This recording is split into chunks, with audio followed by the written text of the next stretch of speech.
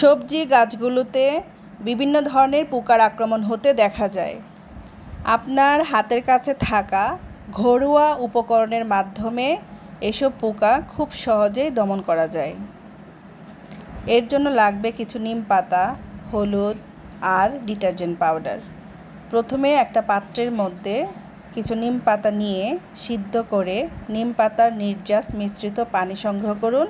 সেই পানির মধ্যে হলুদ গুঁড়া অথবা কাঁচা হলুদ বেটে পেস্ট করে ব্যবহার করতে পারেন। আমি এখানে নিম পাতা আর কাঁচা হলুদ বেটে পেস্ট করে নিয়েছি। আমার গাছের পরিমাণ কম, তাই আমি অল্প পরিমাণে ব্যবহার করেছি।